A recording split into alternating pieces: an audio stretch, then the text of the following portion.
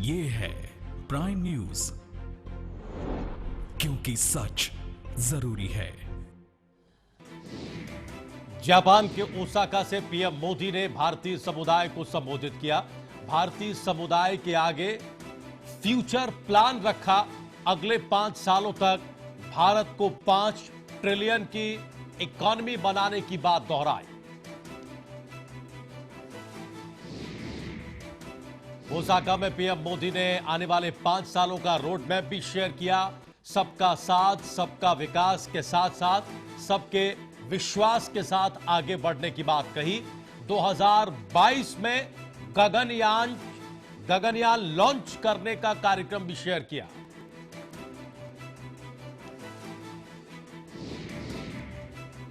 कश्मीर की सुरक्षा का जायजा लेने पहुंचे गृह मंत्री अमित शाह ने राज्यपाल सत्यपाल मलिक के साथ बैठक की। शहीद एसएचओ अरशद खान के परिजनों से भी मुलाकात की। उत्तर प्रदेश में बैठकों का दौर जारी। सीएम योगी ने विकास कार्यों की समीक्षा के लिए बैठक बुलाई। विधायकों की बैठक में 2 सालों के कामों पर मुख्यमंत्री ने चर्चा की। आज महाराष्ट्र, दिल्ली और हरियाणा के नेताओं से राहुल गांधी की मुलाकात। विधानसभा चुनाव की तैयारियों को लेकर प्रदेश नेताओं से बातचीत। हरियाणा में बेखौफ बदमाश, दिन दहाड़े कांग्रेस के प्रवक्ता विकास चौधरी पर फायरिंग की गई। जांच में जुटी पुलिस सीसीटीवी फुटेज खंगाल रही है। विकास चौधरी की मौत हुई।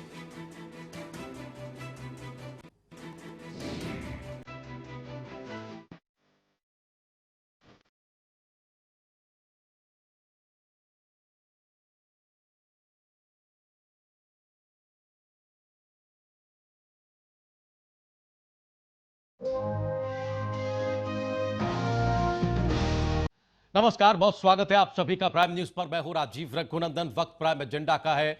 देश के आम चुनाव के नतीजे जब आए उसके बाद से ही उत्तर प्रदेश के मुख्यमंत्री, सरकार के मुखिया योगी आदित्यनाथ काफी सख्त तेवरों में दिख रहे हैं। चुनाव के बाद से ही सीएम योगी लगातार अधिकारियों के साथ समीक्षा बैठकें कर रहे हैं। विभागवार, अलग अलग विभागों की अलग अलग।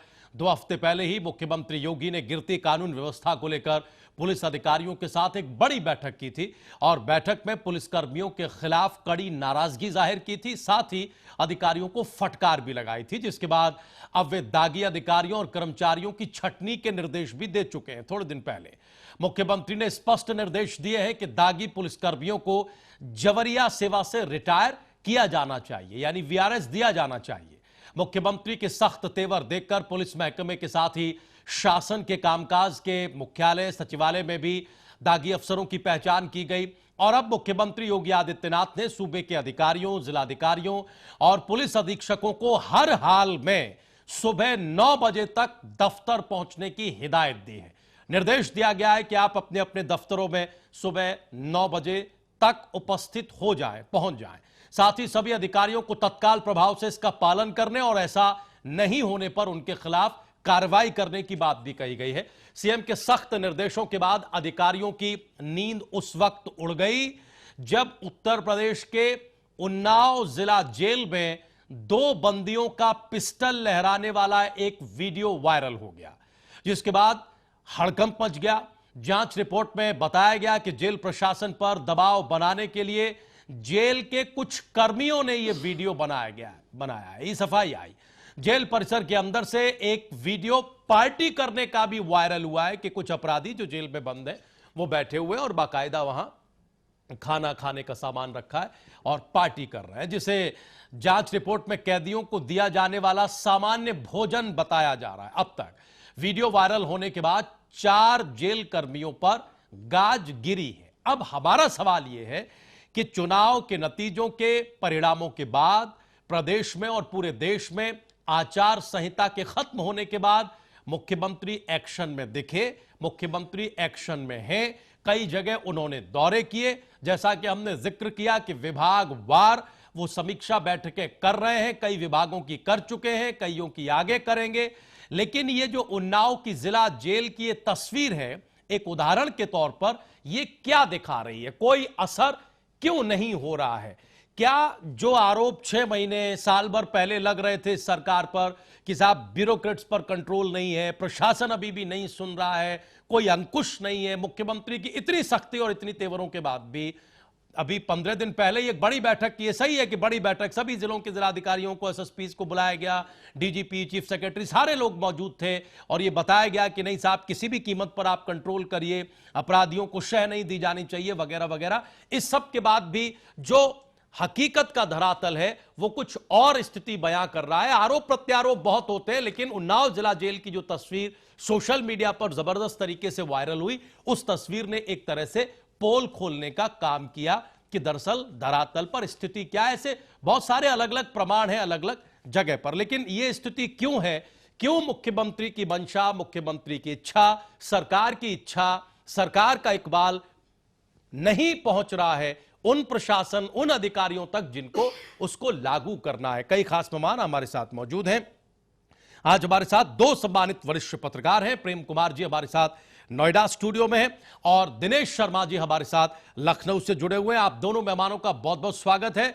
हमारे साथ मुस्तफा हुसैन साहब राजनीतिक विश्लेषक के तौर पर जुड़े हुए हैं। हुसैन साहब आपका भी बहुत बहुत स्वागत है। और भारतीय जनता पार्टी के नेता प्रवक्ता, उम्मीद है कि अब से थोड़ी बहुत देर में हमें ज्वाइन करेंगे और ये जो स्थिति है असर क्यों नहीं है वगैरह वगैरह, इस सब पर हम चर्चा करेंगे। दिनेश शर्मा जी डिबेट में हैं, लगातार बात उठाते रहे हैं कि साहब सख्ती का असर नहीं है, कंट्रोल में नहीं है, ब्यूरोक्रेट्स दरअसल सबसे बड़ी चुनौती यही पेश कर रहे हैं इस सरकार के लिए और एक लगाम इन पर लगानी पड़ेगी, लेकिन तस्वीरें हम देखते हैं कि अब तक कोई लगाम लगी नहीं है। सबसे पहले हम टिप्पणी प्रेम कुमार जी से लेने की कोशिश करते हैं। प्रेम जी, पहले तो देखिए, ऐसे विषयों पर हम लोग आए दिन बात करते रहते हैं, पहले भी बातें की हमने, सरकारों के काम करने के तरीके, सरकारों का इकबाल, लेकिन उत्तर प्रदेश के संदर्भ में विशेष तौर पर हमें यह समझाइए कि हम जितनी कोशिश देखते हैं, अब जैसे रूटीन काम है वैसे तो, लेकिन फिर भी अगर मुख्यमंत्री समीक्षा करें, समीक्षा में जाहिर है इस बात पर जोर होता होगा कि मैंने पिछली मीटिंग में यह कहा था, आज स्थिति क्या है। जाहिर है ये आकलन करने की कोशिश होती होगी कि मैं जो कह रहा हूं उसका असर कितना हो रहा है। ऐसे ऐसे देखिए अपराध नहीं रुका, ऐसे ऐसे ये बड़ी घटना हो गई। ये स्थिति क्या दर्शा रही है कि मुख्यमंत्री और सरकार की लगातार कोशिश है, लेकिन वो लगातार कोशिश भी कोई गुणात्मक फर्क धरातल पर डालती हमें तो नहीं दिख रही है। उन्नाव जिला जेल की जो तस्वीर है वो स्थिति बता रही है, क्या है? देखिए, इस स्थिति को राजीव जी इस रूप में देख सकते हैं कि सरकार का इकबाल बुलंद है, इस रूप में भी देख सकते हैं, और सरकार का इकबाल बुलंद नहीं है, इस रूप में भी देख सकते हैं। जब हम पहले रूप में देखेंगे तो निश्चित रूप से राजनीति का जो अपराध के साथ संबंध है और प्रशासन के साथ में जो त्रिकोण है, उस स्थिति को मजबूत पाते हैं। जब सत्ताधारी दल के लोग अपराधी से मिलने जेल जाते हैं तो आप इस बात की उम्मीद नहीं रख सकते कि जेल में वो व्यक्ति विशेष सुविधाएं नहीं लेगा। वो ऐसे लोग जो जेल में बंद हैं वो विशेष सुविधाएं नहीं ले रहे होंगे, ऐसी उम्मीद नहीं रख सकते। और दूसरी बात, जिनसे जो बातें सामने आई हैं, कई बातें सामने नहीं आती हैं, और अपराधी जो कि खुले, ऐसा नहीं है कि ये सिस्टम आज शुरू हुआ है, ये सिस्टम, ये कॉकस, ये बहुत लंबे समय से राजनीति का हिस्सा रहा है, चल रहा है, नहीं है कि एक पार्टी विशेष की बात है, लंबे समय से चलता रहा है। तो इस वजह सवाल है इसको तोड़ा कैसे जाए। तो और इसको तोड़ने के लिए हम ये मान भी लें कि हमारे मुख्यमंत्री जी बहुत प्रयत्नशील हैं, तो उनके सामने ये समझिए कि एक से बढ़कर एक चुनौती सामने आ रही है कि लीजिए अब क्या करेंगे आप बताइए, हम खुलेआम जो है हम बंदूक लहरा रहे हैं। आप उस अधिकारी की बात समझिए जो उसे लकड़ी की बंदूक बता रहा है, लकड़ी का बता रहा है, मिट्टी की बता दी, मिट्टी की, सॉरी बता दी। अरे हम कहते हैं कि आपकी आंखें पत्थर की हैं, आपकी आंखें पत्थर की हैं, तभी वो लकड़ी या मिट्टी की बंदूक है। ये जो स्थिति बनी हुई है, तो आप दोस्त मतलब काबू पाने की जरूरत तो ऐसे अधिकारियों की है जो लीपापोती करने में लगे हुए। ये संस्कार है कि जब कोई बात सामने आ जाती है तो उसकी लीपापोती करो। बड़े बड़े मामलों में आप सस्पेंड कर देते हैं और बोलते हैं कि मामले भुला जाते हैं आप कुछ दिन के बाद। वो सस्पेंड क्या होता है? सस्पेंशन को तो अब पुलिस विभाग में सजा भी नहीं माना जाता।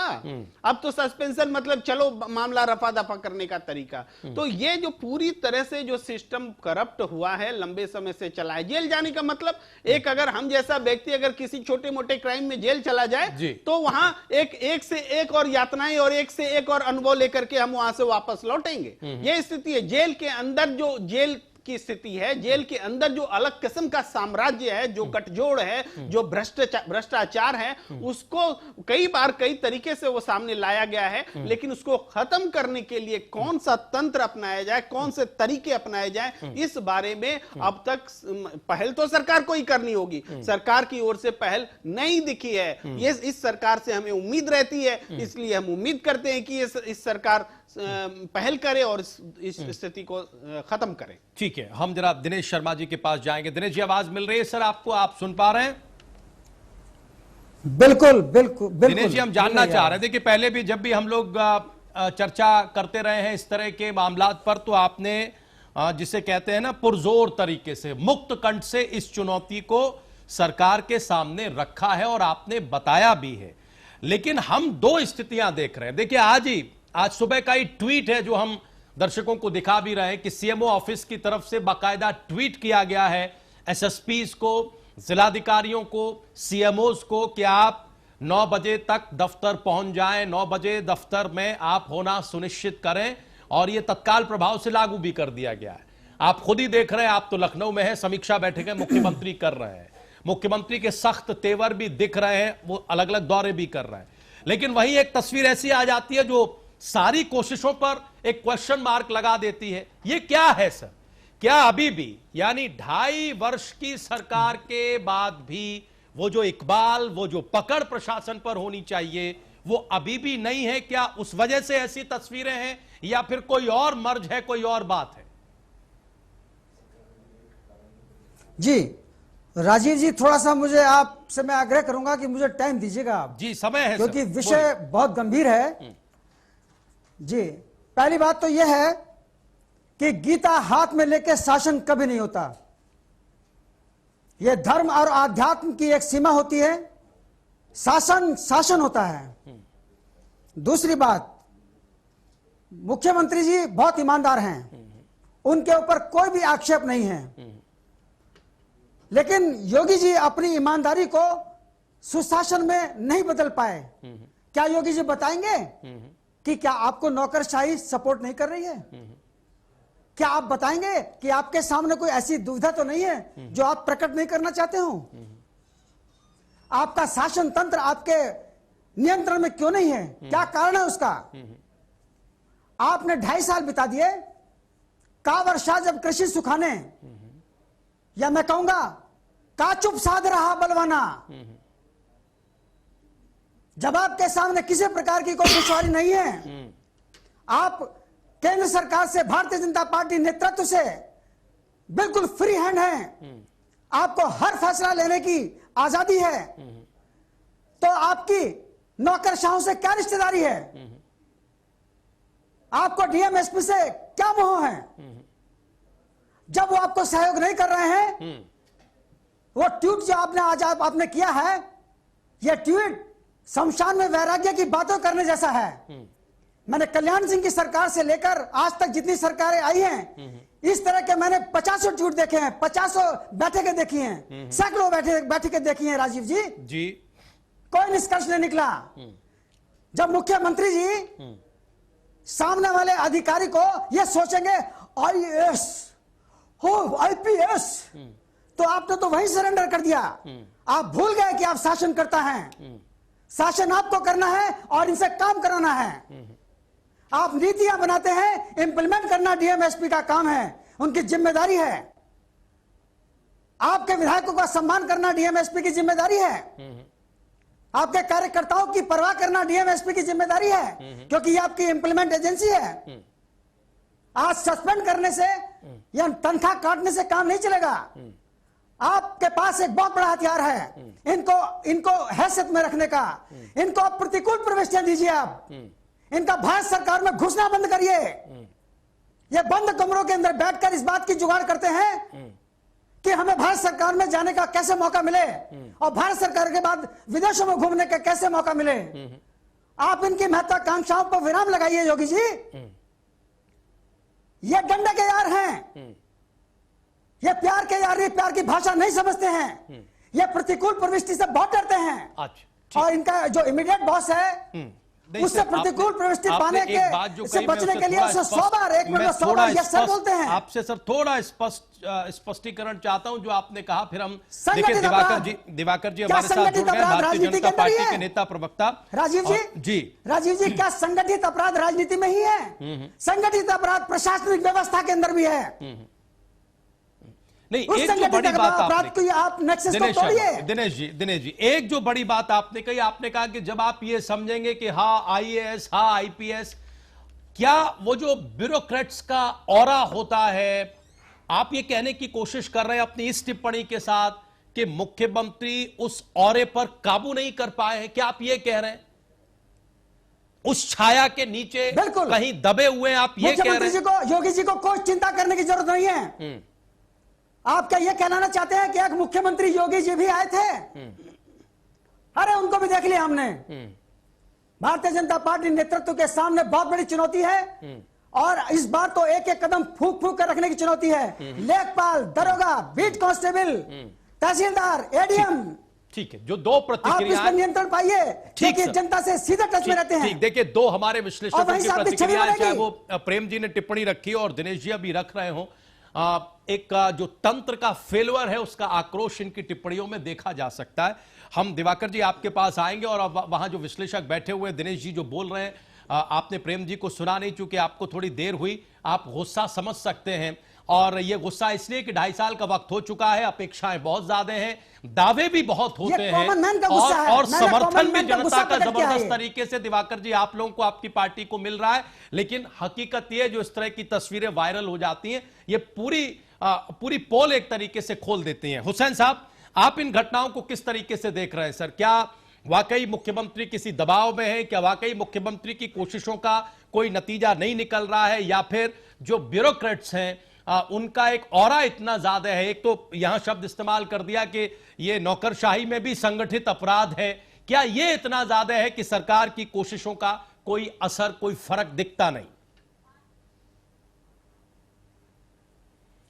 बिल्कुल सही बात है कि असर कुछ नहीं हो रहा है, इसलिए कि जब तक इंसान नहीं बदलेगा, इंसान की फितरत नहीं बदलेगी, इंसान की लालच में कमी नहीं आएगी, ये हर स्तर पर करप्शन, भ्रष्टाचार होता रहेगा। जो बिजली चेक करने आता है वो भी कहता है 200 रुपए दे दिए, हम अपना यूनिट कम आपका लिखा दें। वहां से लेकर अस्पतालों में चले जाइए, बेड लेने के लिए पैसे पड़ते हैं, इलाज के लिए पैसे पड़ते हैं। सरकारी अस्पताल की बात कर रहा हूं मैं। कौन सा महकमा ऐसा नहीं है, ऐसा है जहां करप्शन नहीं है? इरिगेशन, पीडब्ल्यूडी, तहसील, थाना, हर जगह, और जेल कैसे दुनिया अलग है। जेल की बात तो बिल्कुल समझ ली, दुनिया अलग है, वहां चले जाइए वो दुनिया अलग है। पैसे की दुनिया है, वहां पैसा खर्च कीजिए, जो सामान चाहिए आपको वहां उपलब्ध हो जाएगा। ये अलग बात है, वो तो खाली एक महकमे से ताल्लुक है। उस महकमे को अगर वाकई कस दिया जाए तो वो वहां कमी आ सकती है, खत्म तो नहीं हो सकता। खत्म होने के लिए बहुत वक्त लगेगा, हमको स्कूलिंग करना पड़ेगी, हमको उनके किरदार कशी करना पड़ेगी, किरदार सिखाना पड़ेगा, मजहबी रहनुमाओं का इस्तेमाल करना पड़ेगा कि भाई तुम रोटी खा रहे हो या हराम की खा रहे हो या हलाल की खा रहे हो। हलाल की रोटी कभी तन में काम नहीं आ सकती, हमेशा गुनाह, हमेशा नाजायज कामों की प्रवृत्ति बढ़ाएगी। ये भी, इसकी भी तनकीद की जाना चाहिए। और आपको बता दें हम, ये बहुत गंभीर मर्ज है, कैंसर जैसे आखिरी चीज होती है। इसको सुधारने के लिए पहले नेताओं को अपने अंदर कंट्रोल करना पड़ेगा। जब वो कंट्रोल करेंगे तब ये अधिकारी कंट्रोल में आएंगे। नहीं सर, लेकिन मुख्यमंत्री के बारे में नहीं, हुसैन साहब, मुख्यमंत्री योगी आदित्यनाथ के बारे में तो ये स्थिति कंट्रोल है।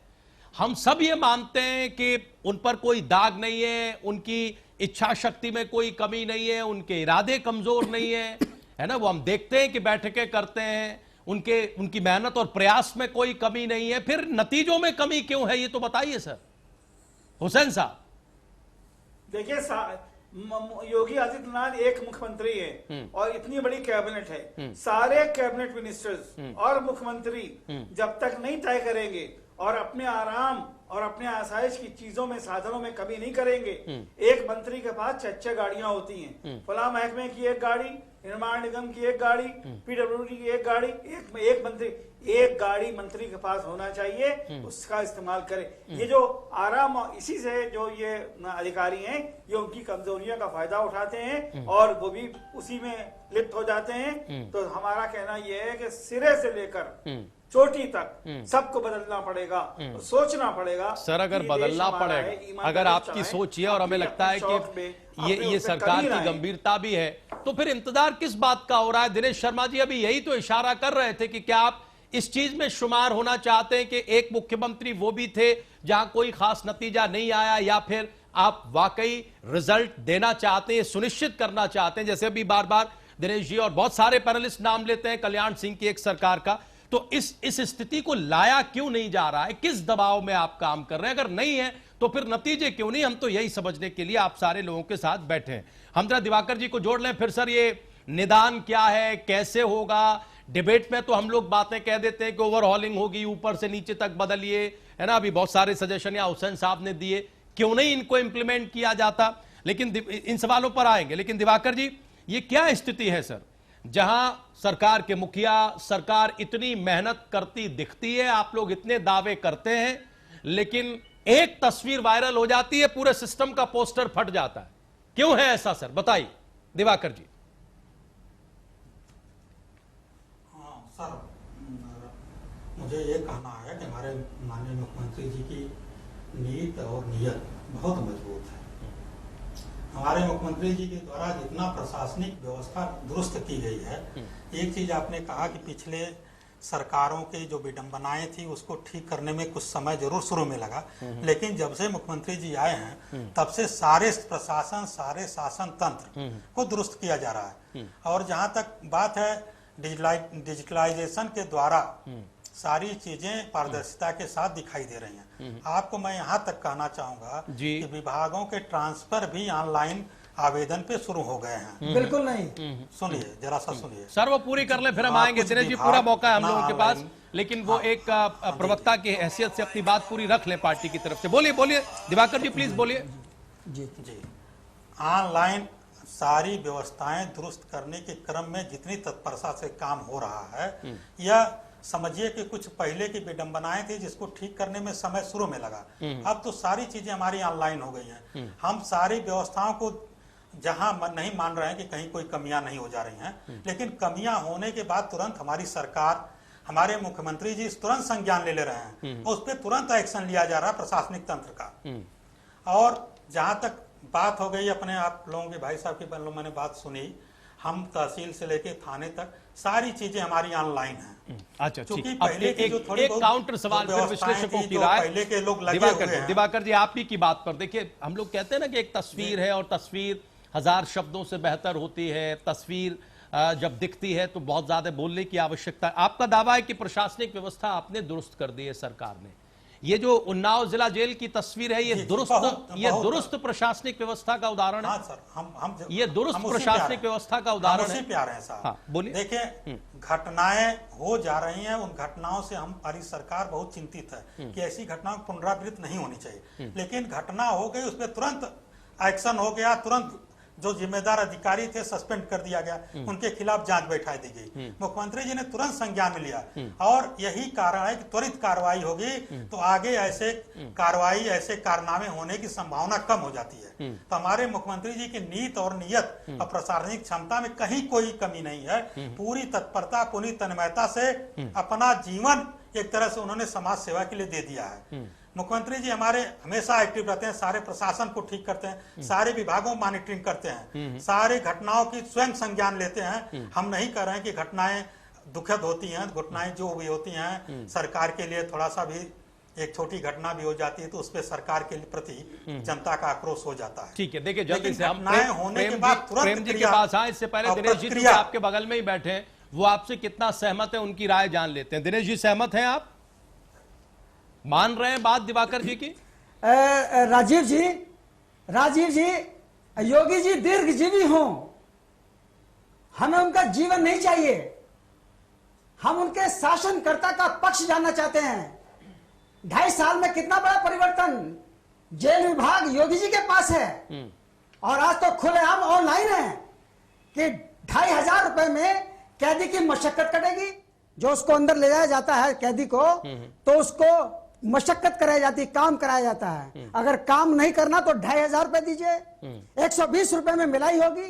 डंके की चोट पर, डंके की चोट पर जाइए योगी जी, जरा भेष बदल के जेल के गेट पर जाकर खड़े होइए तो आपका सुशासन पता चले।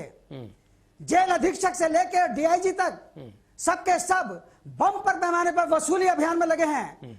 मुठभेड़ों को डील की जा रही, मुठभेड़ें डील हो रही हैं कि अगर आपको मुठभेड़ से बचना है तो 5 लाख 10 लाख रुपए लाइए। ये स्थिति और जो पैसा वसूल कर रहे हैं, अपराधी क्या कह रहा है, अपराधी भी कहां से वसूलेगा? ठीक 5 लाख रुपए दे देगा वो मुठभेड़ से बचने के लिए, फिर वो लूट खसोट करेगा और 5 लाख रुपए की वसूली कहीं और से करेगा। सारा सिस्टम के अंदर ये है। आप दिवाकर जी बहुत अच्छे व्यक्ति हैं, बहुत अच्छे वक्ता हैं और प्रशासन का और योगी जी का अच्छा पक्ष ले रहे हैं। हम भी योगी जी के प्रशंसक हैं और राजीव जी रघुनंदन जी भी योगी जी के प्रशंसक हैं। इनकी भी चिंता यही है कि सुशासन क्यों नहीं है, वो चीज क्यों नहीं दिखाई पड़ रही जिसमें भारतीय जनता पार्टी का एक उज्जवल चेहरा नजर आता, जिसमें कि भारतीय जनता पार्टी के कार्यकर्ता घुट घुट कर न रोते। लोगों ने दुपट्टा बांधना बंद कर दिया भगवा कलर का। आप क्या बात कर रहे हैं? आप दरोगा नहीं सुन रहा। दरोगा कहता है जाओ योगी जी से काम करा लाइए। डॉक्टर कहता है जाइए आयुष्मान का पैसा योगी जी से मोदी से ले आइए। कैसे हिम्मत है ये? क्यों है हिम्मत ये? इसके तो सीधे सामने ही देखिए सर, सुशासन अगर था तो मैं आज एक बात कहूंगा सर आपके सामने योगी राजीव जी। आज जो उन्होंने कहा कि 9 बजे दफ्तर पहुंचे अधिकारी कर्मचारी, जब आपातकाल लगा था तो 9 बजे पूरे अधिकारी कर्मचारी दफ्तर में मौजूद होते थे। रात के 2:30 बजे तक काम होता था। फाइल का निस्तारण दिन के दिन होता था। 21 महीने यह सुशासन चला। आज जो इंदिरा गांधी पर कल जो हमला परसों हमला किया गया उनके आपातकाल पर, अरे आप उनके सुशासन का भी तो जिक्र करिए। आप तो केवल इमरजेंसी की उन बुराइयों को जिक्र कर रहे हैं जो स्थानीय प्रशासन ने जनरेट की थी, जो डीएमएसपी ने जनरेट की थी, जो दरोगा कप्तान ने जनरेट की थी। सर आप उन पर नहीं गए, आपने हमला कर दिया इंदिरा गांधी पर। इंदिरा गांधी के बराबर होने के लिए अभी कई लोगों को मुद्दत लगेंगी। इंदिरा गांधी ने देश को बचाया। इंदिरा गांधी ने पंजाब बचाया। पंजाब बचा तो पूर्वोत्तर राज्य बचे आपके। इंदिरा गांधी ने पाकिस्तान का विभाजन कराया। बांग्लादेश आज आपके सामने मौजूद है। इंदिरा गांधी ने पाकिस्तान के दिमाग ठीक किए। उसने परवाह नहीं की उस लेडी ने, उसका बलिदान हुआ। मैं प्रशंसा नहीं कर रहा हूं। आज एक और नेतृत्व हमारे सामने आया जिसका नाम नरेंद्र मोदी। लेकिन नरेंद्र मोदी की सफलता तभी है जब योगी जी अपना सुशासन स्थापित करें। नरेंद्र मोदी जी उत्तर प्रदेश में शासन करने के लिए नहीं आएंगे। आप क्या दे रहे हैं उनको? आपने कभी ये ऐसे आदर्श आपने उनके सामने रखे कि देखिए मोदी जी डीएमएसपी एक लाइन पर मौजूद हैं। आज तो डीएमएसपी का जो एक नंबर जो सरकार की तरफ से मिला होता है, जरा मिला लीजिए राजीव जी। अगर डीएमएसपी उठा लें तो उसको सही कह रहे हैं। ये तो हम आपकी बात मानेंगे, करने निकले। हम आपकी बात मानेंगे। हमने कई ऐसे कार्यक्रम किए जिनमें हमने जिम्मेवार अधिकारियों की प्रतिक्रिया लेने की कोशिश की है लाइव, लेकिन अधिकारी फोन नहीं उठाते। ये हमारा भी तजुर्बा है। लगे हाथ सर, जल्दी से जवाब लेते हैं। दिवाकर जी कहना भी चाहते हैं आपकी बात पर कुछ। दिवाकर जी आंसर करिए। ये स्थिति है, आप तो डिजिटलाइजेशन और ऑनलाइन की बात कर रहे थे। यहां हुसैन साहब और दिनेश जी हर डिपार्टमेंट में, किसी एक डिपार्टमेंट की बात नहीं है, हर डिपार्टमेंट में, चाहे वो अस्पताल हो, तहसील हो, कलेक्ट्रेट हो, कोई जगह हो, पीडब्ल्यूडी हो, हर जगह करप्शन है। और जेल का तो खैर आज जो वीडियो सामने आया उससे आपको समझना चाहिए कि आप जो कोशिशें कर रहे हैं। यहां तो रेट बता रहे हैं दिनेश शर्मा जी बाकायदा मिलाई के मुठभेड़ से बचने के रेट बता रही है स्थिति है सरकार में। तो 2.5 साल में नतीजा क्या आया दिवाकर जी समझा दीजिए। आपके भागीरथ प्रयासों का नतीजा 2.5 साल में क्या आया दिवाकर जी, बताइए जल्दी। जी मैं बता रहा हूं। पहले आपकी जो जेल प्रशासन पे थोड़ी सी घटना हुई है, उन्नाव की, से हम लोग संज्ञान में जोगी जी लिया, ऐसी घटना पुनरावृत्त ना हो। लेकिन आपको संज्ञान में ला दूं, जो घटना जेल में हुई थी, बरेली जेल में, मुन्ना बजरंगी वाली, उस पर आज हमारा सरकार ने कितना बड़ा एक्शन, तुरंत जांच बैठाई और तुरंत बर्खास्त जेलर और डिप्टी जेलर और कर दिए गए। शासन की मंशा कहीं खोट नहीं है। घटनाओं पे कोई भी रियायत नहीं है। प्रताड़ित करने में जितना उचित और कम समय में फास्ट ट्रैक कोर्ट लगा करके तुरंत घटनाओं को संज्ञान में लेकर के उस पर निर्णय करने की व्यवस्था सरकार ने की है। और देखिए, हमने पहले भी कहा, हमारे सम्मानित बड़े भाई हैं, आरोप लगा रहे हैं, ठीक है। मैं आरोप नहीं लगा रहा हूं, सर। आरोप लगाने में जो व्यवस्थाएं जो इसे निचले स्तर पे हैं, हम नहीं कहते हैं कि सारे लोग ठीक हो गए हैं, लेकिन हमने ऊपर से अधिकारियों को ठीक करना शुरू किया है, जिसका नतीजा और प्रतिफल आपको नीचे तक मिलना शुरू हो गया है। अरे सर, अब कहाँ कोई अगर ये खुलेआम रेट नहीं है, कोई देखिए, खुलेआम पहले तो बात नहीं हकीकत है ये। सुनिए सुनिए दिवाकर जी, सुनिए, पहले जरा तो ये हमारी बात हकीकत है, दिनेश जी जो हम कह रहे हैं वो बता दें, आरोप हम नहीं बता दें, है, हम वो आपकी कोई बात आरोप की- नहीं है। अगर मिलाई के, मुठभेड़ के, मशक्कत के अगर ये रेट तय है तो वो ऊपर से लेकर नीचे कहां आ रहा है ये तो सोचिए सर। केवल दावे सर, से बात थोड़ी है सर। मैं है ना? राजीव जी तहसीलों कह को रहा देख हूं, लीजिए, सर, कलेक्ट्रेट को इस देख लीजिए, मामले हुसैन में साहब अभी आरोप अस्पताल लगाने का पे जिक्र कोई कर रहे सच्चाई थे। नहीं है। हाँ। और सुन लीजिए, हाँ, आपको बता रहे हैं कि यह रेट आप जो लगा रहे हैं आरोप, मैं इसका संज्ञान सरकार लेती है, ऐसी बात नहीं है, लेकिन आज तक इतना युग हो गया है डिजिटलाइजेशन का, सोशल मीडिया का, कि तुरंत कोई घटना होती है तुरंत सोशल मीडिया में वायरल हो जाती है।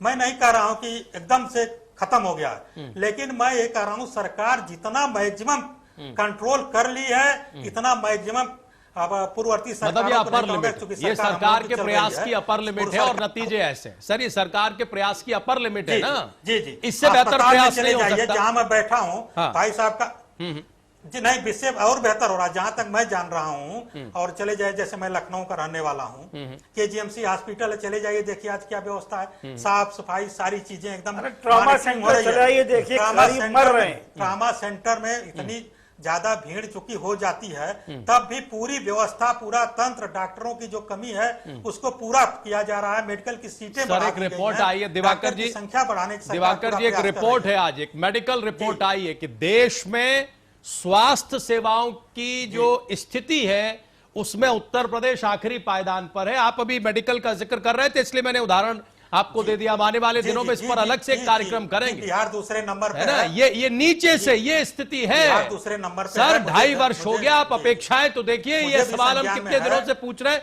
और हमें कब तक पूछने पड़ेंगे। इन टिप्पणियों की जो गंभीरता है उसको तो समझिए, जो हुसैन साहब और यहाँ दिनेश शर्मा जी और प्रेम जी कर रहे हैं। अब हम आपने जो पहले हिस्से में कहा, सर आपने जो पहले हिस्से में कहा उस पर आते हैं और हम आपकी प्रतिक्रिया को भी जोड़ते हैं, आपकी प्रतिक्रिया को। हमें सर ये बताइए, प्रेम जी हम आपके पास आना, हुसैन जी आएंगे फिर हम आपके पास।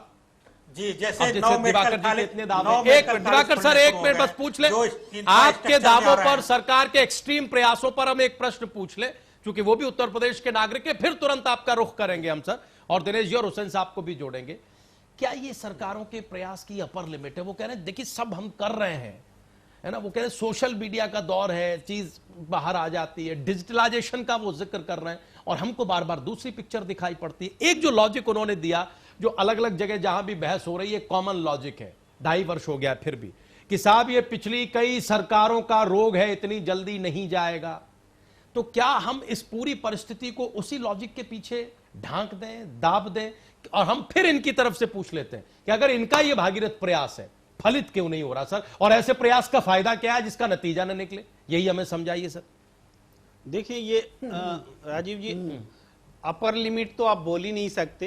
अपर लिमिट अगर मान लेते हैं तो ये बहुत शर्मनाक बात होगी कि उसके बावजूद हम कुछ नहीं कर पा रहे हैं। ये हमारे बीजेपी के नेता भी नहीं मानेंगे कि ये अपर लिमिट है। तो लेकिन ये चीजें जो एक बात साफ है कि इसको हम केवल प्रशासनिक समस्या बोल करके नहीं समझ सकते कि केवल प्रशासनिक अधिकारी भ्रष्टाचार कर रहे हैं और हम राजनीति से ऊपर से लोग आए और डंडा चला करके ठीक कर देंगे। ये टीचर वाला और स्टूडेंट वाला मामला नहीं है कि डंडा चला देंगे और ठीक कर देंगे। ये करप्शन, ये भ्रष्टाचार, ये अपराधीकरण जो प्रशासन में फैला हुआ है, निस्संदेह ये लंबे समय से फैला हुआ है, लेकिन राजनीति का इससे बड़ा जबरदस्त घालमेल है। आप देखिए, छोटी से छोटी, आप पकौड़ा बेचने का रोजगार बनाते हैं, थोड़ा तो सड़क पर पकौड़ा बेच के तो दिखाइए। पुलिस को आपको देना पड़ेगा मंथली, तब आप पकौड़ा बेच सकते हैं। आप पुलिस का ट्रांसफर से लेकर के दूसरी चीजें पैसा दे करके ट्रांसफर होता है, तो और मन पसंद जगह पर ट्रांसफर होता है। तो ये सारी चीजें क्या बगैर राजनीतिक गठजोड़ के संभव है? ट्रांसफर का डिसीजन कौन लेता है? IAS के अपनी मर्जी से लेता है क्या? नेता लोग अपनी लिस्ट नहीं थमाते हैं उनको? तो ये सब मिल करके चल रहा है। अगर जेल के भीतर में, अगर शासन के भीतर एक दूसरा शासन चल रहा है, साम्राज्य के भीतर एक दूसरा साम्राज्य चल रहा है, तो इसको चलाने के लिए एक पैरेलल व्यवस्था है, पैरेलल पॉलिटिकल और इकोनॉमिकल सिस्टम चल रहा है, जिस वजह से आपको अपराधी को दूसरे प्रदेश में भेजना पड़ता है, अपने प्रदेश में आप रख नहीं पाते हैं, अदालत को निर्देश देना पड़ता है। तो ये जो व्यवस्था है सबकी, जब अदालत इस चीज को महसूस कर रही है और हम वीडियो ये चीजें बता रही हैं कि खुलेआम सब कुछ चल रहा है, तो ये माना नहीं जा सकता कि कोई अपर लिमिट का प्रयास हो गया है। हम व्यक्तिगत रूप से मुख्यमंत्री जी की प्रशंसा या निंदा इस चीज को परे रखते हैं, वो एक प्रयास भर कर सकते हैं, लेकिन जिस आप देखिए एक राजनीतिक पार्टी जो भी सत्ता में, उसके पास बड़ी संख्या में कार्यकर्ता है, उसके पास में मंत्री है, ताकत है, सब कुछ है, वो चाहे तो सब कुछ बदल सकता है, पूरा परिवर्तन ला सकता है, लेकिन अगर नहीं लाता है तो इस वजह से कि कहीं ना कहीं जो चुनाव की राजनीति होती है, चुनाव के समय में दूसरों से उठा के अपने पार्टी में लाना, क्रिमिनल लोग को भी टिकट देना, उसका बचाव करना, ये जो अंदर से कल्चर है, ये क्रिमिनलाइजेशन जो ऑफ पॉलिटिक्स जो है, इस वजह से ये चीजें रोक नहीं पाते हैं, चाह करके भी नहीं, और ये भी नहीं रोक पाए, ये भी नहीं रोक पाए इसी वजह से। लेकिन प्रेम जी एक छोटी टिप्पणी हमें ये बताइए कि जो आपने कहा पैरेलल सिस्टम रन करता है या कर रहा है, ये सरकार की जानकारी में तो होता ही होगा कि साहब हमारी चाहत के बगैर ऐसा हो रहा है। ये पैरेलल सिस्टम जिसके चलने की आप बात कह रहे हैं, ये सरकार या सरकारी नुमाइंदों के जानकारी में होता होगा, इसके बावजूद इस पर अंकुश नहीं। जबकि हम फिर दोहरा दें, हमने कई कार्यक्रमों में कहा है और प्राइम न्यूज तो भ्रष्टाचार का पर्दाफाश अलग अलग मामलों में करता रहता है कि अगर इस सब की बात जाके करप्शन पर रुकती है, करप्शन पर किसी भी तरह का, तो करप्शन पर तो सरकार का दावा था कि जीरो टॉलरेंस ऑन करप्शन। दावा क्या, आपने पिछले दिनों नेशनल टेलीविजन चैनल पर देखा था कि कई पार्टियों के नुमाइंदे रिश्वत लेते हुए, काम करते हुए, एक एक काम कराने के पैसे लेते हुए देखे गए थे। अगर ये जीरो टॉलरेंस होता, क्यों नहीं उन लोगों ने, अगर बीजेपी पार्टी भी डिफरेंस है तो उन लोगों पर जिनके नाम आए थे उस पर एक्शन करना चाहिए, दूसरी पार्टियों को जिनके नाम थे, जिनके नेताओं के नाम थे, उन पर एक्शन लेना चाहिए था। कहां है, कहां है जीरो टॉलरेंस? ये सारी स्थिति जो ये तस्वीरें और बहुत दूसरे महकमों के जो आरोप, ये सब जाकर फिर क्या वो राजनीतिक सुचिता में चले जा रहे हैं कि जब तक आप अपने व्यवहार में, अपनी सोच में, अपने आचरण में शुचिता नहीं लाएंगे, ये तस्वीरें थोड़े वक्त के लिए गायब हो सकती है, रुक नहीं सकती। बिल्कुल बिल्कुल, देखिए राजनीति में व्यापक सुधार की जरूरत है, इस बात को मानना पड़ेगा, और राजनीति को डेमोक्रेटाइजेशन करना पड़ेगा। जब उसका डेमोक्रेटाइजेशन होगा, अपराध से मुक्त करने की जो धारा है, आवाज जो है, वो राजनीति के अंदर से आनी चाहिए। जब राजनीति खुद अगर अपराधमय हो जाएगी और आर्थिक अपराध और दूसरे तरह के अपराधों में शामिल रहेगी, तो प्रशासनिक अपराध को ऐसे आप काबू नहीं पा सकते। आप कुछ दंडित कर देंगे, परेशान कर देंगे, किसी की नौकरी ले लेंगे, कर लेंगे, लेकिन सिस्टम जो है करप्शन का या क्रिमिनलाइजेशन का, उसको नहीं खत्म कर सकते, क्योंकि आप शामिल हैं उसमें। नहीं, तो इसका अर्थ सर ये हुआ कि फिर हम बार बार जिन भी सरकारों की इच्छा शक्ति को टटोलते हैं, वो इच्छा शक्ति इसीलिए फलित नहीं होती क्योंकि उनके अपने व्यवहार में शुचिता नहीं है। और ये ट्रांसफॉर्मेशन पिछले 10, 20, 50 साल में देश में नहीं हो पाया, राज्यों में नहीं हो पाया, बिल्कुल नहीं हो पाया। राजनीतिक पार्टियों ने चाहे जितने दावे किए हों, है ना, चुनाव में नारे गढ़ दिए गए हों, दावे गढ़ दिए गए हों, लेकिन वो असरकारी इसीलिए नहीं हो रहे क्योंकि आपने अपने आचरण को नहीं बदला है। आपने वही सारा एडॉप्ट किया है जिसमें बुराइयां भी शामिल हैं जो दूसरे राजनीतिक दलों में था, जिनके खिलाफ नाम बदल गया, पार्टी बदल गई, नाम बदल गया। हुसैन साहब के पास हम इसी सवाल को लेकर जाना चाहते हैं। सर, क्या इसके निदान के लिए यह आवश्यक है कि राजनीतिक दल, राजनीतिक तबके के लोग अपने व्यवहार में पहले शुचिता लाएं? अगर सब कुछ वही चलता रहेगा थोड़ी ज्यादा सुविधा से, हुसैन साहब, कि फलानी पार्टी में था, हमारी पार्टी तब खराब था, अब यहां आ गया तो ठीक हो गया, फलाने मंत्री, फलाने एमपी उससे अपनी सुविधा से मिलने चले गए क्योंकि वो कभी हमारी पार्टी का था, जब तक ये चलेगा तब तक ये तस्वीरें नहीं रुकेंगी। यानी निदान या इलाज उस जगह है जहां चोट की नहीं जा रही है। हुसैन साहब,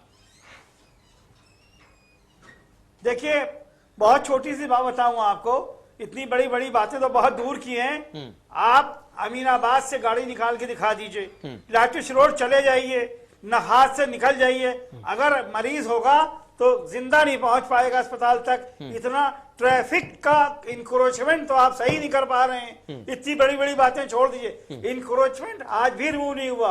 हाई कोर्ट आदेश करता है, रिटें चल रही हैं, मगर अब क्यों? इसलिए कि थाने को टेम्पो के ड्राइवरों से पैसा जाता है, थाने को नाजायज कब्जेदारों से पैसा जाता है। बुरा ना माने कोई थानेदार, मगर मैं हकीकत कह रहा हूं, इंक्रोचमेंट तक तो हट नहीं पाया, बाकी बड़ी बातें क्या। दूसरी बात, जब मुख्यमंत्री गुजरते हैं तो 15 मिनट पहले से रोड बंद कर दी जाती है, और मुख्यमंत्री जी आ रहे हैं और विसिल बज रही है और गाड़ियां, आम जनता परेशान हो रही। क्या साहब मुख्यमंत्री जा रहे हैं, क्या मुख्यमंत्री जी इंसान नहीं है? क्या वो ऊपर से आए? क्या मंत्री ऊपर से आए? सबको बराबर से दर्जा, सारी गाड़ियां कैवलकेड की कम कर दी जाए, मंत्री और मुख्यमंत्रियों की एक गाड़ी चलने की जरूरत है, एक गाड़ी हद से अधिक सिक्योरिटी चीफ मिनिस्टर के साथ लगा दीजिए। इतनी गाड़ियां, इतनी सिक्योरिटी कि आम पब्लिक का आदमी डर और दहशत के माहौल में रहता है। क्या सब मैसेज देंगे? पब्लिक तो पास फटक नहीं पाएगी आपके। ये कोई, मैं किसी को एक चीफ मिनिस्टर की बात नहीं कर रहा हूं, मैं कई दशक से ये चीजें देखता चला रहा हूं, मुझे तकलीफ होती है। उनका क्या सब सड़क बंद है, उनका सब मुख्यमंत्री जी गुजरने वाले हैं। ये व्यवस्था जब लगाएंगे तो क्या हक ठीक करेंगे आप? इंक्रोचमेंट ठीक करेंगे? जनता का उतना ही हक है जितना एक मुख्यमंत्री या मंत्री का हक होता है। हम टैक्स देते हैं, हम सिटीजन हैं, ये चीजें कब सुधारेंगे आप? दिवाकर जी आंसर करिए सर। बहुत सिस्टम से लड़ाई है, ये सिस्टम से लड़ाई है, इसमें बहुत हम एक आगे एक सवाल लाएंगे विश्लेषकों के सामने कि क्या ये सरकार भी, ये जो इतना अच्छा मौका मिला अभूतपूर्व मैंडेट का, क्या इससे चूक रही है? क्योंकि आधा कार्यकाल खत्म होने को है, खत्म हो चुका है। लेकिन दिवाकर जी पहले आप आंसर करिए, पार्टी के भीतर वो सवाल जो कभी जिन पर चिंतन मनन होता था आजकल शायद नहीं हो रहा है, और सिर्फ हमारी पार्टी में आ जाओ तो सब ठीक हो जाता है, या सब है ना दाग धुल जाते हैं। क्या ये जो प्रवृत्ति पिछले कुछ दिनों में रही है, हम एक जमाने में आप लोग भी बड़ा फखर से कहते थे पार्टी विद द डिफरेंस, लेकिन आजकल आप लोग भी, आप पार्टी के नेता हम नहीं देखते कहीं कुछ कहते हो, पहले कहते थे अब नहीं कहते। 90 के दशक में हमने खूब पार्लियामेंट के भीतर भी ये सुना है, सुषमा जी अक्सर कहा करती थी कि पार्टी विद द डिफरेंस है हम, लेकिन आजकल आप लोग पता नहीं क्यों जिक्र नहीं करते। शायद आप लोग भी भीतर से समझते हैं कि वो डिफरेंस जो हमने रखा था वो अब खत्म कर दिया। हमें बताइए कि क्या जहां हल है पार्टी या पार्टी की सरकार वहां सोच नहीं रही है? यानी देखिए, ये तो तात्कालिक निदान है कि इसका ट्रांसफर, उसको सस्पेंड, इसको बर्खास्त, लेकिन इससे वो मंजिल तक तो नहीं पहुंचते ना जिस सुशासन का दावा आप लोगों का था। दिवाकर जी देखिए, मेरा एक कहना इस संबंध में, सरकार हमारी आपको भी दिखाई दे रहा जमीनी स्तर पे काम कर रही है।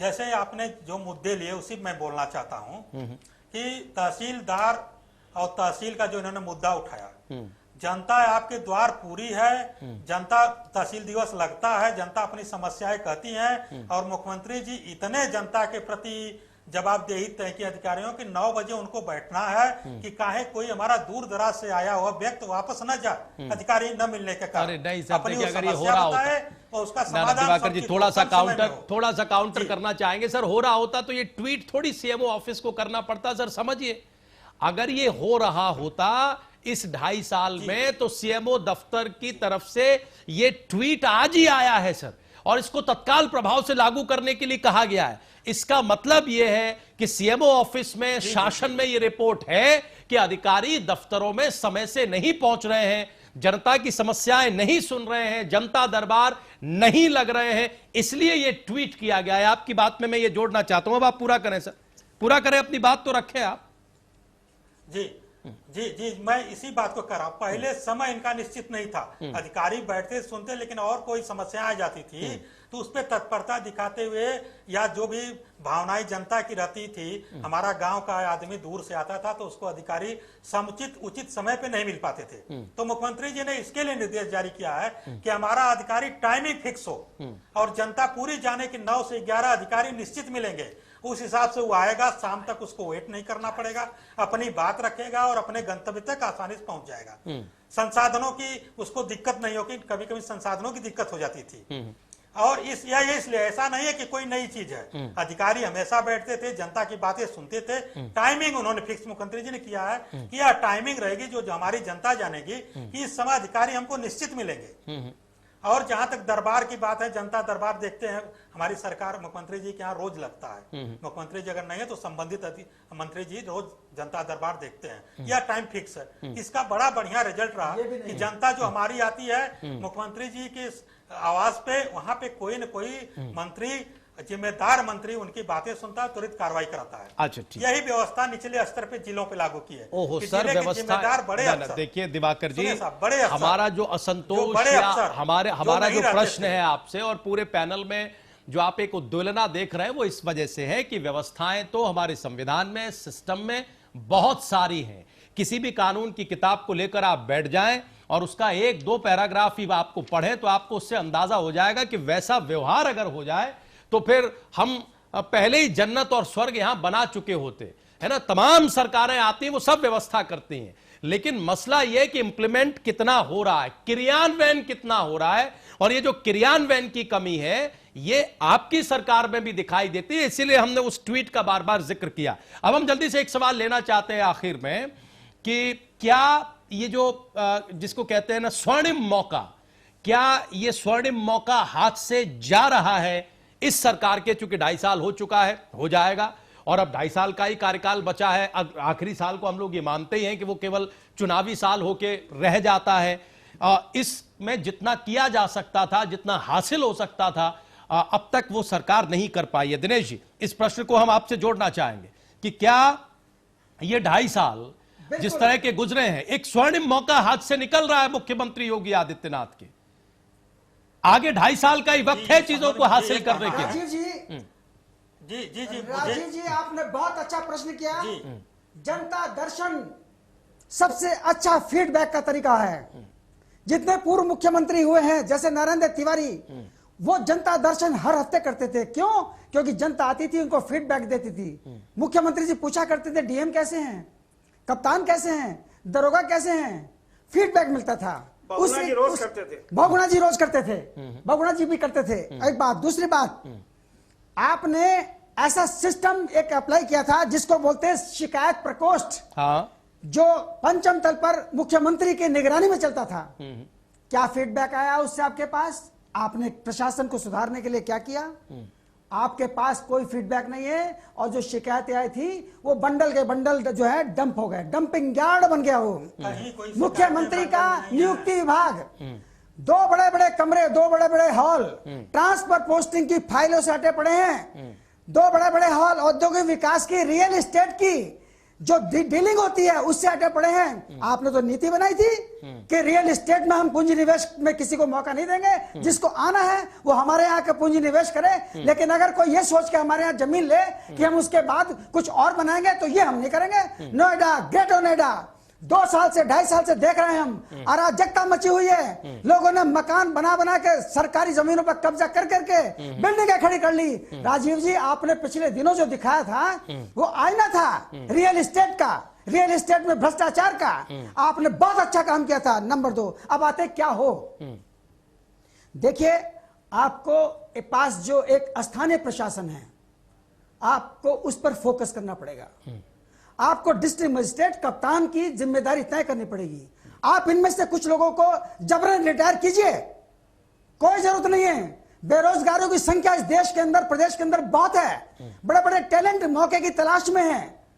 आप जो है, आपने संविदा वाला एक ऐसा भ्रष्टाचार का जरिया खोल दिया। अब तो भर्ती भी नहीं हो रही है। जिस भर्ती को देखो कोर्ट केस है, जिस भर्ती को देखो कभी, आप यकीन करेंगे इस सरकार के प्रमुख सचिव कोर्ट में रिट याचिकाएं दाखिल कराते हैं।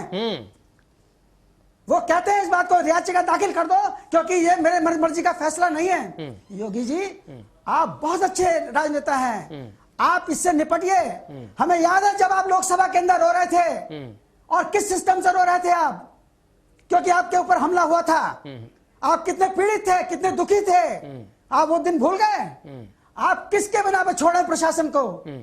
आप ऐसा मत होने दीजिएगा, क्योंकि आपको दोबारा मौका मिलने वाला नहीं है। आपको ये मानना चाहिए। आप एक नजीर स्थापित करिए कि ताकि देश की, प्रदेश की जनता ये कहे कि योगी जी ने प्रशासन तंत्र को अपनी उंगलियों पर चलाया है, और भ्रष्टाचार हो या शासन हो, उससे कोई कॉम्प्रोमाइज नहीं किया है। लेकिन आज कॉम्प्रोमाइज है। आज कंप्रोमाइज है। आज कॉम्प्रोमाइज है। हम जल्दी आप से चाहे सर जेल हुसैन हो, साहब की टिप्पणी चाहे के कुछ साथ हो, दिवाकर जी compromise आप है सुन आज लीजिए। में। दिवाकर जी सारे लोगों को सुनिए, फिर मतलब बाद में ये टिप्पणी रखिएगा, क्योंकि देखिए हम लोगों की चिंता ये है कि क्या ये गोल्डन चांस लूज कर रहे हैं आप लोग। ऐसा मौका शायद आगे फिर न आए जो एक नजीर बन सकता हो। जो हम दूसरे मुख्यमंत्रियों के बारे में आज जिक्र कर रहे हैं वो शायद इसीलिए कर रहे हैं कि तब उन्होंने उस तरह का आचरण और व्यवहार किया। हुसैन साहब सहमत हैं आप इस सवाल से कि साहब ये गोल्डन चांस है, हम आपको बिल्कुल परफॉर्म सहमत करना हैं। चाहिए, करना चाहिए हम था, बिल्कुल सहमत अभी हैं। भी आज के समय 2 है बजे कि आप किसी बीमार को परफॉर्म लेकर- करें आगे। हाँ हाँ बिल्कुल। इसी वक्त कार्रवाई इतनी सख्त होना चाहिए और इतनी सख्त होना चाहिए, दिन रात काम करना पड़ेगा, तब जा कहीं कुछ असर इसका सामने आएगा। मैं 2 बजे रात के एक मरीज को लेकर बलरामपुर जा रहा था, देखा बारूद खाने में मुख्यमंत्री जी आए, रोड बन रही थी, वहां इंडी तिवारी थे, वो पूरी रोड चेक करने के लिए रात में निकलते थे वो, या किसी से पूछ लीजिए आप कि था कि रोड सही बन रही है गलत बन रही है। तो काम करना पड़ेगा, काम चेक करना पड़ेगा, आपको सजा देना पड़ेगी, सख्त होना पड़ेगा।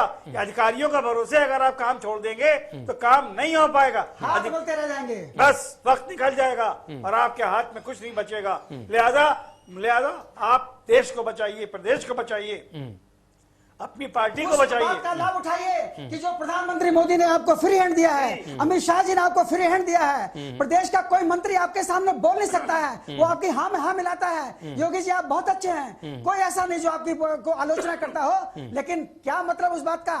आप कौन सी दुनिया में हैं? कौन सा वाद है जो आपके पीछे चल रहा है? जरा ये भी क्लियर करिए। क्या कोई बात पीछे चल भी रहा है? सर हम जरा दिवाकर जी के पास जाएंगे, लेकिन पहले प्रेम जी, पहले अगर इतनी अच्छी कर, देखिए सब बोल ही रहे हैं और वो पार्टी और फलाना, हो- ये संघ, इससे हटना पड़ेगा। हटना। हुसैन साहब ये एक याद रखिए, हुसैन साहब एक मिनट जरा योगी प्रेम जी को आप जोड़ा, बहुत फिर कुछ दिवाकर जी से पाए। आंसर लें। बस प्रेम जी ये देखिए दिनेश शर्मा जी ने कहा कि साहब कोई आपको चैलेंज, फ्री हैंड है आपके पास, और राजनीति में और संवैधानिक पद पर बैठकर फ्री हैंड ये कोई छोटी चीज नहीं होती है अगर आप डिलीवर करना चाहते हैं। क्या अगर नहीं किया तो ये गोल्डन चांस आप मिस कर रहे हैं? मतलब आप समझिए कि कितनी बड़ी जन अपेक्षाओं का बहुमत आपके साथ है, और अब तो डबल इंजन की सरकार है, केंद्र में 2-2 बार है, कोई आपको ऐसी स्थिति नहीं है, फिर क्यों डिलीवरी में या इन सिस्टम के सुधार में इतनी सुस्त रफ्तार क्यों? देखिए राजीव जी, सबकी चिंता सामने आ रही है और बहुत मजबूती से सामने आई है। सरकार अगर चाहे कि हमें करना है और उस दिशा में अगर कदम बढ़ाए तो दिक्कतें आएंगी, तो उन दिक्कतों का उनको पता भी चलेगा। आप एडमिनिस्ट्रेटिव रिफॉर्म करना चाहें उस दिशा में करें, व्यापक रूप में उत्तर प्रदेश को पूरे हिंदुस्तान में एक आदर्श के रूप में स्थापित कर दें, इतना बड़ा प्रशासनिक रिफॉर्म ला दीजिए और वो एडमिनिस्ट्रेटिव भी हो। इसके अलावा जो मैं बात बार बार बोलता हूं कि वो जो राजनीतिक सुधार जो है, आंतरिक सुधार अपनी पार्टी के भीतर, अगर अपनी पार्टी के भीतर का कोई व्यक्ति अगर किसी गलत में पाया जाता है तो आप जितना अधिकारी पर एक्शन लेते हैं उससे ज्यादा लेकर के अपनी पार्टी के अधिकारी अपने नेताओं पर दिखाइए। राजनीतिक सुधार और प्रशासनिक सुधार दोनों की जरूरत है, दोनों के लिए इच्छा शक्ति चाहिए। इच्छा शक्ति की कमी है, यह हमारे वक्ताओं से भी स्पष्ट है और हम लोग महसूस कर रहे हैं कि इच्छा शक्ति की कमी के कारण ही 2.5 साल बर्बाद हुए हैं। इच्छा शक्ति की कमी है सर, या इच्छा शक्ति में डबल स्टैंडर्ड है? जैसे आप अधिकारी की तो पेच कसना चाहते हैं, जो आपने अभी उदाहरण किया, बिल्कुल। लेकिन आप अपनी पार्टी में कोई बात हो जाती है तो पेच नहीं कसना, उस समय आप चुप हो जाते हैं। तो जो ये नेक्सस है, नेक्सस केवल एक पर एक्शन लेकर नहीं टूटेगा। नेक्सस तोड़ने के लिए आपको हर तरह से उपाय करने पड़ेंगे। आपको गरीब आदमी का कोई दोहन कर रहा है वो भी देखिए, किसी प्रशासनिक अधिकारी का कोई दोहन कर रहा है बड़ा अधिकारी, वो भी देखिए, और उनका अगर राजनीति के लोग दोहन कर रहे हैं तो वो भी देखिए, तब जाकर के आप सुधार कर पाएंगे। नहीं तो केवल एक पर अगर आप छड़ी लेकर के टीचर की तरह खड़े रहेंगे तो सफलता नामुमकिन है। सफलता नामुमकिन है या दूर रहती है? दिवाकर जी आंसर करिए प्लीज। और हमें लग रहा है कि देखिए एक दो बात जरूर आपको चुभ रही होगी, चूंकि ये सारे विश्लेषक आलोचनात्मक तरीके से स्थिति रख रहे हैं, लेकिन इन सबके भीतर एक अपेक्षा अभी भी बाकी है, चूंकि 2.5 साल अभी भी है। तो क्या दिवाकर जी इन लोगों की अपेक्षाओं का अनुमान आपको है या नहीं है? हम तो देखते हैं, और उत्तर प्रदेश में इसी बार देखिए, पिछली बार आप 71-72 पर थे, लेकिन अभी भी आप 62 पर रुक गए गठबंधन के बावजूद। आप अंदाजा लगाइए कि चाहे केंद्र का मसला हो या उत्तर प्रदेश का हो, कितनी बड़ी जन अपेक्षा आपके साथ है। उतनी बड़ी जन अपेक्षा में वो नतीजा हमें तो नहीं लग रहा कोई दिख रहा है। हाँ, मैं आपसे ये कहना चाहूंगा, सम्मानित बंधु लोग आरोप लगा रहे हैं, आरोप लगाना भी एक, हम योगी जी से बहुत प्यार करते हैं। प्राइम एजेंडा के ऊपर योगी जी के सुशासन के अपेक्षाओं की बहुत बार डिबेट हुई है। हम लोग आरोप नहीं लगा रहे हैं, आरोप वो लगाना, सफल हो, वो लोकप्रिय बने, हम ये चाहते हैं। जनता का दिल जीते, हम ये चाहते हैं। आलोचना सकारात्मक हो, इस संज्ञान में लिया जाना चाहिए। सरकार की हम लोग आलोचना जो हो रही है उसमें इनका कोई दर्द है, लेकिन मैं आरोप को नए सिरे से एकदम खारिज करता हूं। इन आरोपों में कोई दम नहीं है जो इन्होंने इतने आरोप लगा दिए। हमारी सरकार तत्परता से सारे कार्यों को क्रियान्वयन कर रही है। जहां तक आप कई मैटर उठाए, रेरा जो गठित हुआ है, रेरा गठित करना एक बड़ी इच्छा शक्ति रही। जो आपने बिल्डर्स, इन सब सोसाइटियों के जो नॉर्म, एक जगह आप रजिस्ट्रेशन कराएंगे और सारी चीजें ऑनलाइन, सारी चीजें संज्ञान में रह गई। कहीं कोई विफलता नहीं हो चुका है, कहीं कोई विफलता नहीं। बिल्कुल विफल, सबूत देने अगली बार टाइम बचा है। जैसे मैं फिर कहूंगा, प्राइम न्यूज ने तो बहुत सारे खुलासे किए। दिवाकर जी, प्राइम न्यूज ने बहुत सारे खुलासे किए। हमारे बहुत सारे सम्मानित मेहमान उन कार्यक्रमों में मौजूद रहे हैं। रेरा पर हमने लंबी चर्चा की है। रेरा का इम्प्लीमेंटेशन भी बहुत कमजोर है। जब आई रेरा में भी इतने लूफोल हैं कि उसका फायदा आम जनता को कम मिल रहा है। जो अवैध बिल्डर है वही उसका फायदा ज्यादा उठा रहे हैं सर, वही उसका फायदा ज्यादा उठा रहे हैं। और नहीं तो आप अंदाजा लगा लीजिए कि आपने कब से बनाया। क्या कोई अड़चन नहीं, इंक्रोचमेंट खाली हो गया, हाँ हट गया इंक्रोचमेंट। और आपने जब से बनाया तब से लेकर अब तक नतीजा क्या है? आप रख दीजिए अपनी बात, जल्दी से रख दीजिए दिवाकर जी। हम चाहते हैं कि आप भी पार्टी का और सरकार का पक्ष रख दे। रखिए, जल्दी रखिए। सारे आरोपों पे सारे इनके जो आलोचनात्मक शब्द हैं, जो संज्ञान में सरकार के जो सुदृढ़ तरीके से रखे जाते हैं, उसको सरकार संज्ञान में थी। जैसे मैंने आपको उदाहरण दे दिया बिल्डर्स पे। और इनका जो आरोप है, जो पुराने मोहल्ले बसे हुए, पुराने जो कॉलोनियां बसी हुई हैं पहले से, वो संकीर्ण गलियों में बसी हुई हैं। तो जो नई हमारी बस रहे हैं, उसमें तो कहीं कोई ऐसी समस्या नहीं आ रही है। आप उनके एक आरोप पर जवाब दे रहे हैं। उस आरोप के जरिए वो जो बड़ी पिक्चर रखना चाह रहे हैं, आप वो नहीं देख रहे हैं। उस आरोप को उदाहरण के तौर पर आपके सामने रखकर वो जो अपनी अपेक्षा आपको बता रहे हैं, वो उन्होंने ये कहा कि साहब गाड़ियां कम करिए। आप समझिए, तो उन्होंने कहा कि आप गाड़ियां कम करिए, जो काफिले इतने लंबे लंबे चलते हैं। उन्होंने कहा कि उस मानसिकता को खत्म करिए कि एक मंत्री के पास 4 विभाग की गाड़ियां रहेंगी। क्यों रहेंगी, इसको समझने की जरूरत है। बहुत शुक्रिया, धन्यवाद आप सभी मेहमानों का। आज समय नहीं है, आगे हम फिर कभी बैठेंगे जब इस तरह की तस्वीरें और इस तरह की खबरें सामने आएंगी। बहरहाल बड़ी और लंबी जन अपेक्षाएं हैं।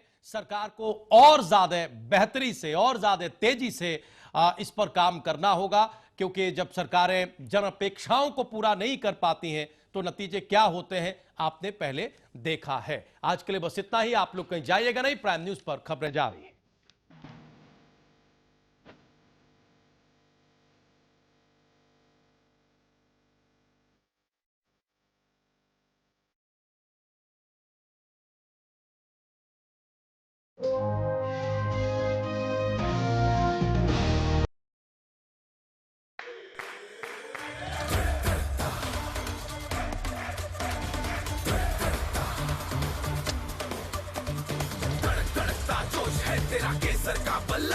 जब हो जुबान पे केसर और जोश दिलों में, तो इंडिया खेलेगा अपने ही अंदाज से।